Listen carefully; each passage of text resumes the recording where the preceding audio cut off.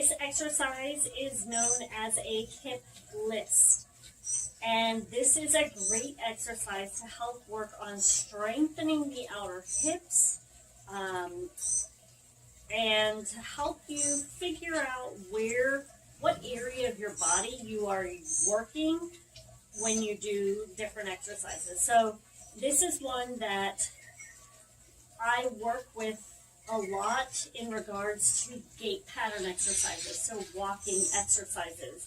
The hip lift is a natural movement that occurs when we walk. Our hip slightly lifts up to help guide that foot through.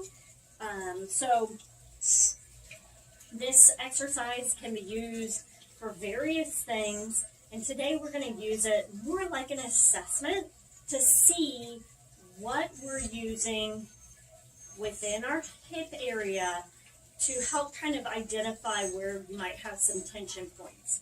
So I'm going to place my foot up on, you could have like a book or yoga block. I actually, even a rolled up yoga mat, now that I think about it.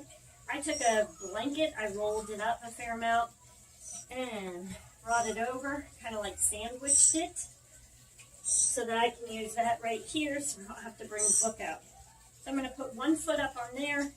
This is honestly just here for balance. You can use anything, or if you know that you've got some pretty good balance, you can just go right here. So what we're going to do is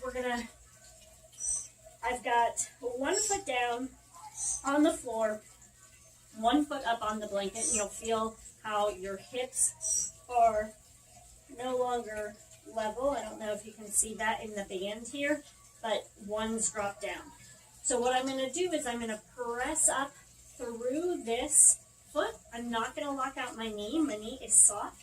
And I'm going to lift up here, trying to lift my hip up a little bit higher. So you'll see it lift up. And then I'm going to drop it down again. And I'm going to lift up. And I'm going to drop it down. And I want to pay attention to where do I feel the work being done? Where do you feel the work? So as you do this movement, try to determine where the work is coming from. So do you feel it up front in your hip flexors? Is there tension up there? Do you feel it more in your glutes when you do this, of the standing leg?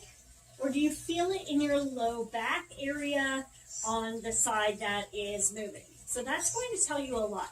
Where should you be feeling it?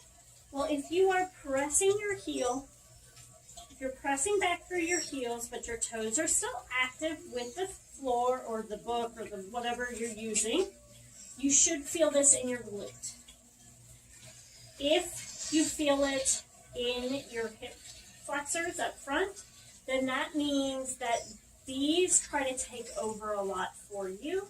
So you need to be working on some hip flexor stretches, all of the hip mobility exercises that we do, all of that stuff you need to be working on, focusing on.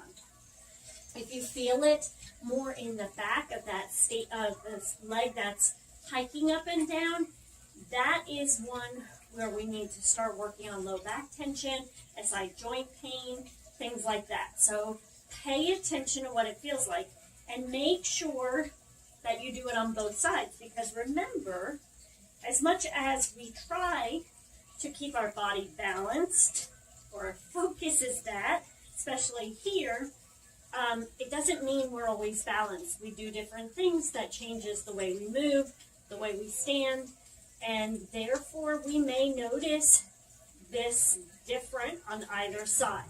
So usually about 10 will kind of help you to feel like, oh, I'm feeling this here.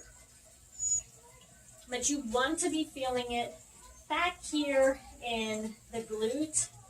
You might feel it a little bit here at an angle, but those are the two areas you want to feel it, more in the glute than up front. We don't want to feel it up front, and we don't want to feel it in the low back. If you happen to feel it in those places and you're concerned and you don't know what to do, reach out to me, let me know. I will kind of give you a guide as to what I would recommend you focus on, and that is all.